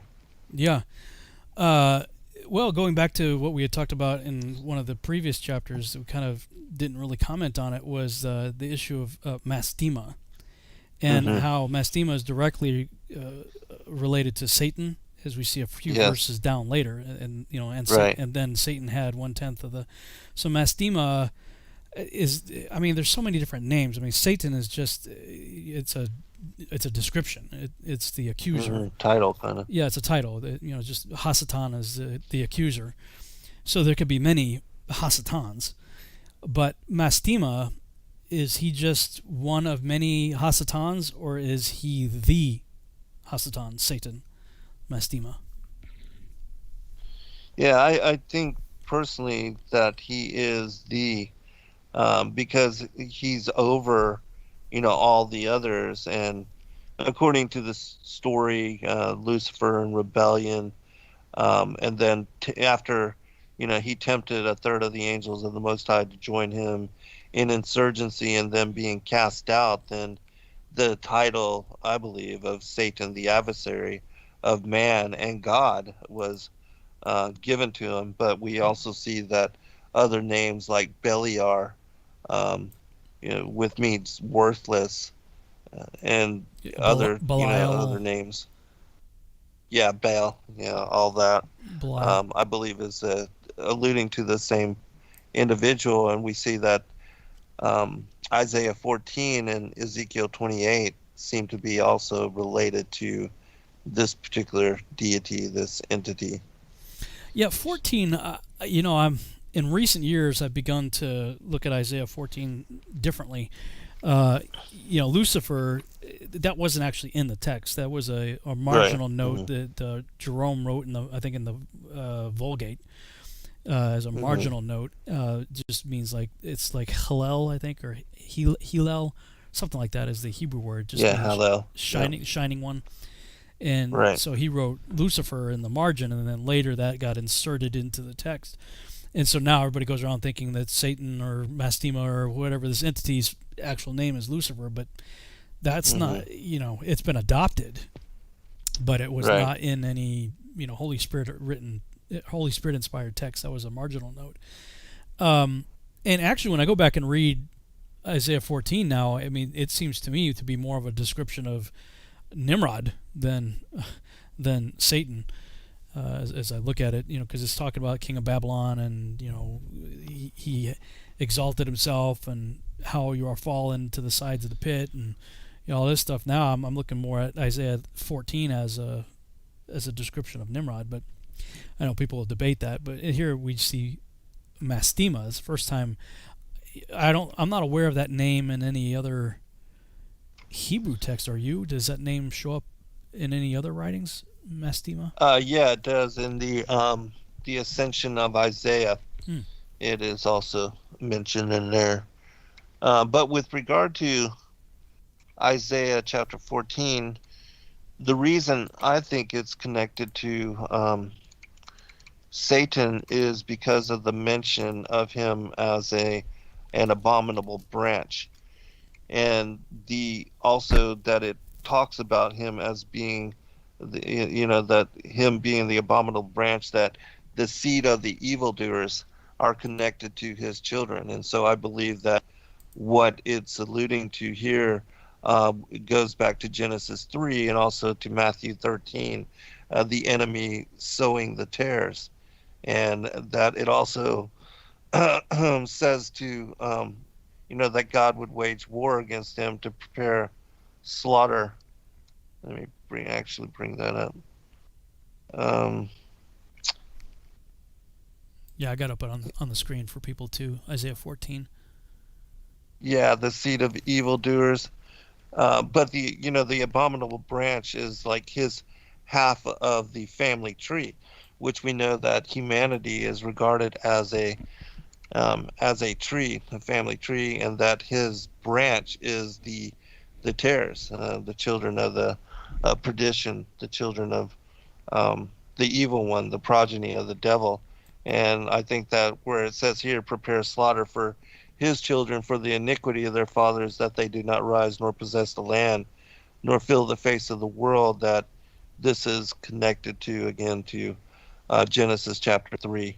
Oh, and it's in verse 19.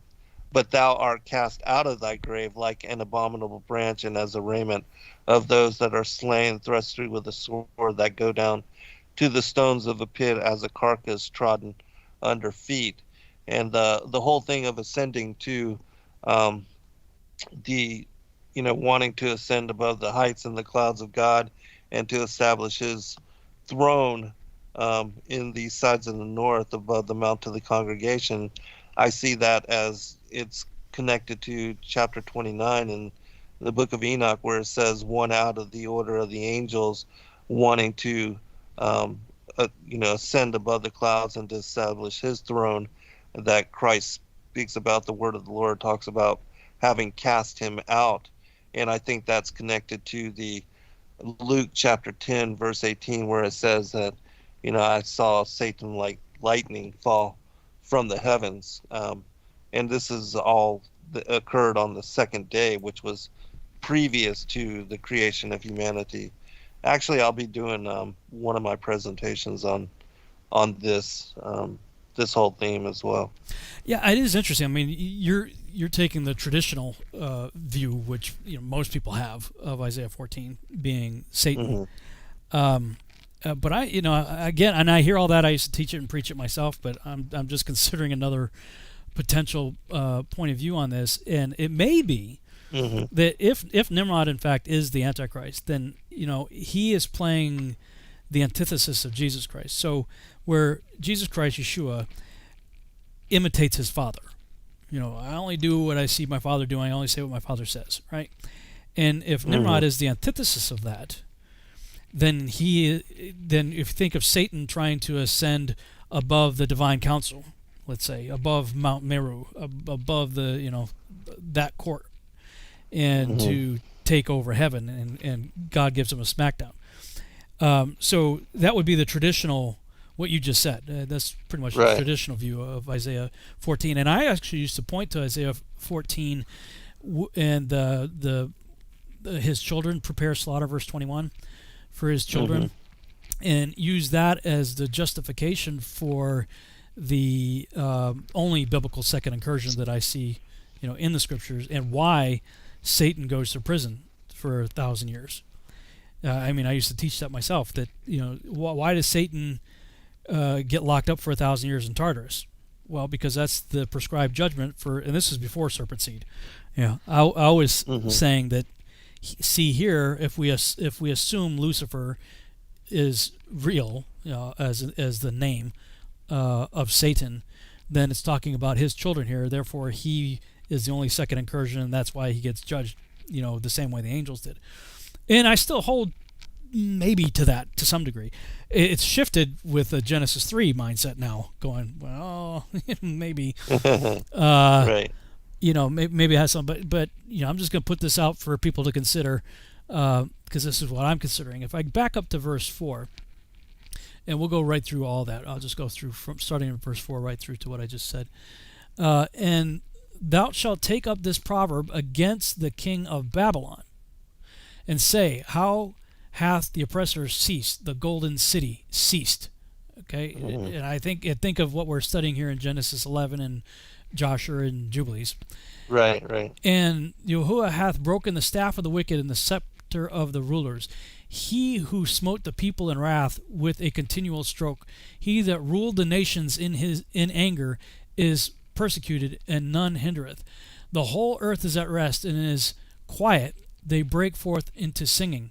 Yea, the fir trees rejoice at thee, and the cedars of Lebanon, saying, since thou art laid down, no feller is come up against us. Hell from beneath is moved for thee to meet thee at thy coming. It stirreth up the dead for thee, even all the chief ones of the earth. It hath raised up their thrones, all the kings of the nations. And they shall speak and say unto thee, Art thou also become as we? Art thou become like unto us? Now that's one that you would say the angel, if angel is Satan, the anointed cherub, are you now like us, like people? That would be one of those scriptures. Placed under the authority of death. Yeah, where the people who are in hell would be like saying to Satan himself, Mastema, whoever you want to call him, Hillel, are you now like us? So, I mean, this is one of those go-to scriptures, right? But I'm still thinking that this king of Babylon, Nimrod, he was the mighty everything, at that time. Thy pomp is brought down to the grave, and the noise of thy viols. The worm is spread under thee, and the worms cover thee. How art thou fallen from heaven, O shining one? I'm just going to replace Jerome's marginal note there. How art thou fallen from heaven, O shining one, son of the morning? How art thou cut down to the ground, which didst weaken the nations? For thou hast said in thy heart, I will ascend into heaven, and will exalt my throne above the stars of God. I will sit upon the mount of the congregation in the sides of the north. That's exactly what Nimrod said he was going to do with the Tower of Babel. I will ascend above the heights of the clouds. I will be like the Most High. We read that in Jasher last week about the three camps and the arrows of blood and all that. I will ascend above the heights of the clouds. I will be like the Most High. Yet thou will be brought down to hell, to the sides of the pit.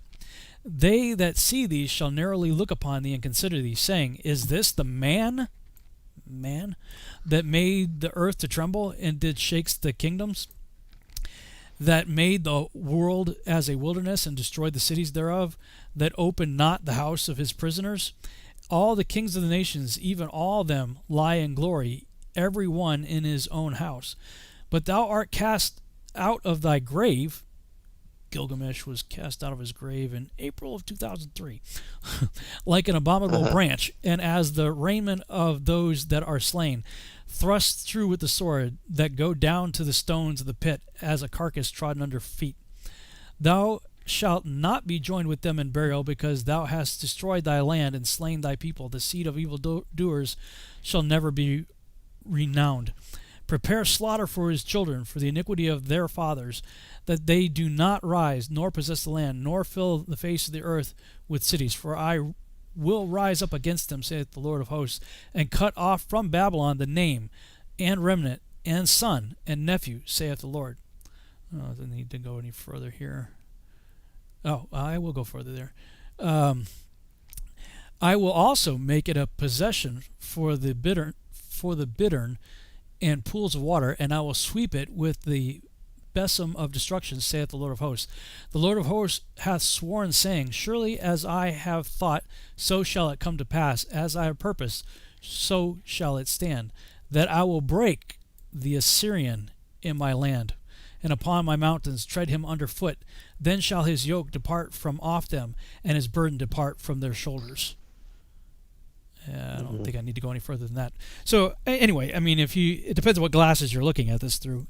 As I'm looking at what we're reading, everything about Nimrod and what he attempted to do at the Tower of Babel, and what has happened in the recent years concerning this character that became known by many names, I don't know, man. I mean, I can see Isaiah, and it could be. I can see, both. Yeah, that's right. Really, maybe it's not a either or. Maybe it's a both and. Yeah, because Nimrod. Just like how it says that Satan also worked through Pharaoh during the Exodus. And so I could see certainly, Nimrod was a world ruler, and that he had to have been indwelt by, the spirit of Satan, without question. But with regard to the, as far as this being the person wanting to exalt himself to be like the Most High, and then being cast down into the sides of the pit, I think that Satan rules in the interior of the earth, and that his domain is found within that. But again, certainly I could see cases for both. Well, if But you liken Nimrod to Osiris, and many scholars have, look at what in the Egyptian mythology. Look what Osiris is doing in the underworld. You know, again, maybe it's not an either or, but a both and. Yeah, that's what I'm thinking. I'll just share. I want to share just a couple passages that are linked to this as well. And I had mentioned chapter 29 from the Secrets of Enoch. It says, "And one from out of the order of angels, having turned away with the order that was under him, conceived an impossible thought to place his throne higher than the clouds above the earth, that he might become equal in rank to my power. And I threw him out from the height with his angels, and he was flying in the air continuously above the bottomless. And then I created all the heavens, and the third day was." And so, this was on the second day that this happened, as far as when this angel was cast out. And not saying this isn't also connected to Nimrod, because I think it certainly is. But I'll just share one other passage, and this. Before you do, I want to address something you just said, because, and I think we've talked about this in previous shows, but if that's true, if what you just said is true, then the firmament is the prison bars.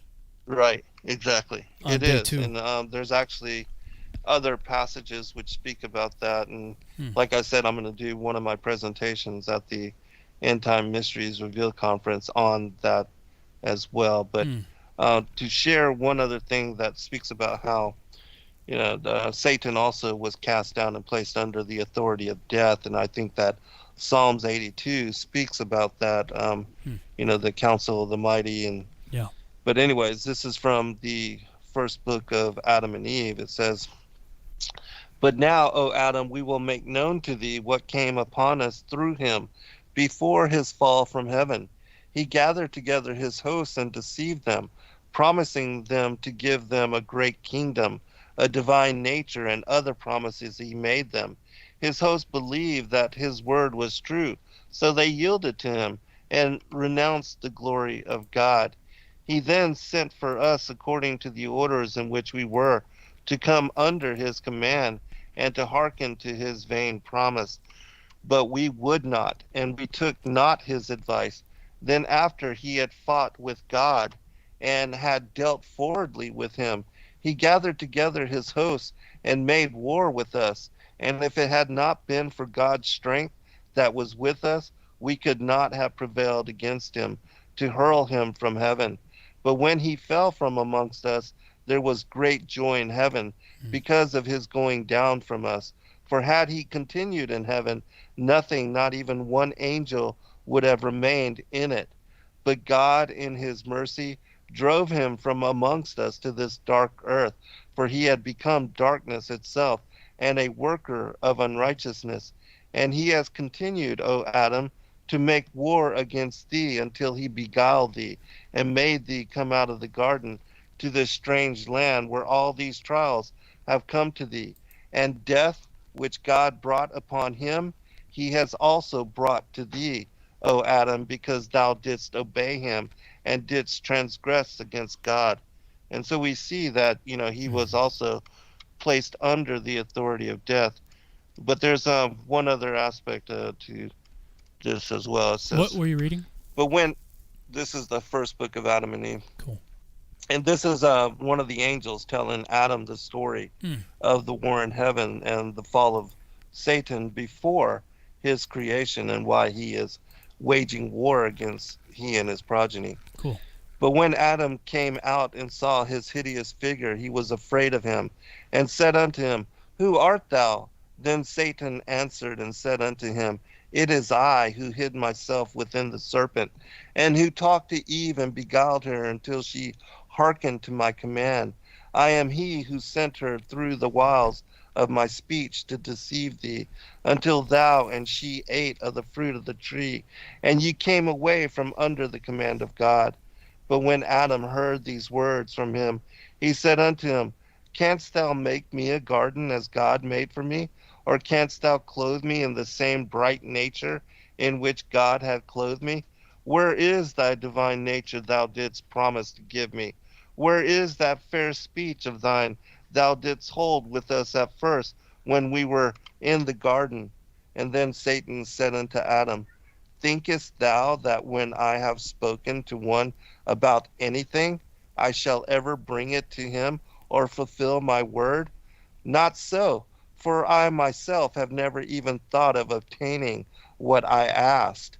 Therefore did I fall, and did I make you fall by that which I myself fell, and with you also. Whosoever accepts my counsel falls thereby.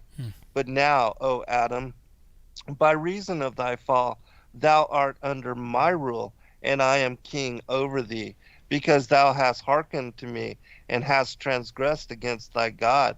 Neither will there be any deliverance from my hands until the day promised thee by thy God.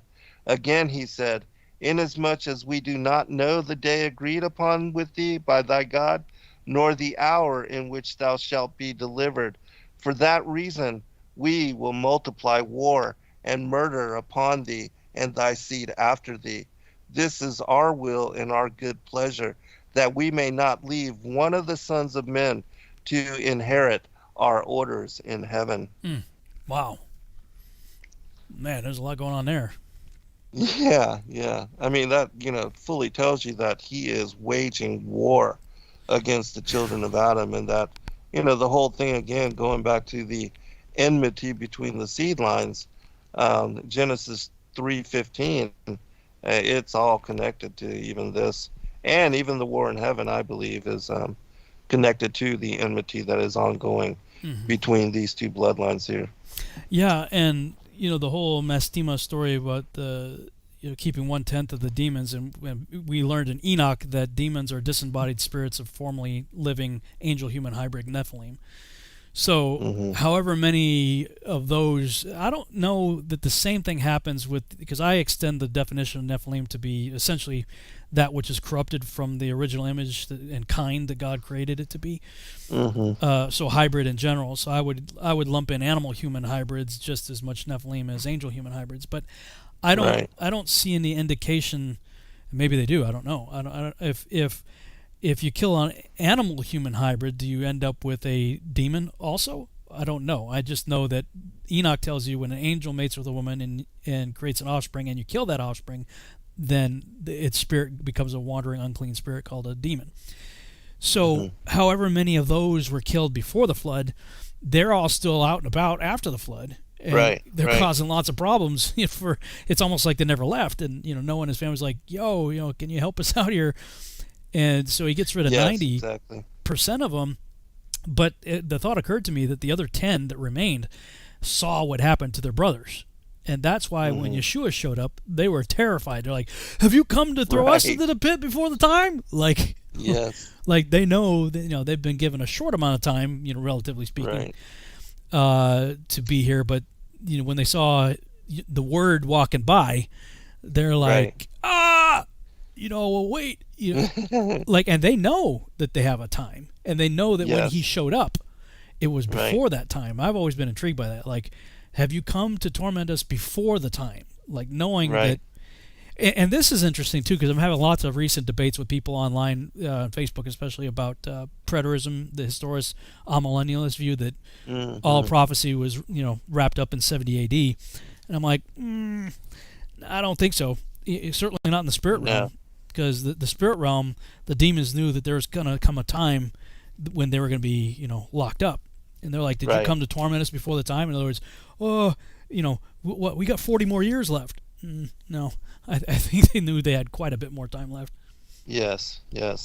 Yeah, I absolutely agree. And it's very intriguing that, whereas all of the prophecies that were laid out, and then even the Hebrew people, the Israelites, the Jewish people, the Pharisees denying Christ as Savior Messiah, that the devils and the demons certainly recognized him as the Son of God. Yeah, that should be a big sign right there. Yeah, exactly. Right when they're like, "Whoa," they knew who he was. Right. And if you can't get a clue from that, I mean, he's doing all these miracles, casting them out, and they're accusing him of doing this by the power of the devil, and he's casting out these devils. Yeah. Yeah, good stuff. So we just got as far as basically the birth of Abram. So there's more we can cover from both Jasher and Jubilees next week. Yeah, I'm leaving for your conference on the 10th. So we should still. Are you still available to do it, or you got too much you got to do prepare for the conference? Yeah, no, I think that should be good. Okay, so we'll pick this up on my show then on the 9th next week, and maybe we could just keep going in Jasher and Jubilees, because time we get to Genesis 12. He's already grown up, and he's going into the land of Shechem at that point. So sounds good. All right, bro. All right, be blessed, everyone. Blesses everyone. Thanks. Good night, all. Good night.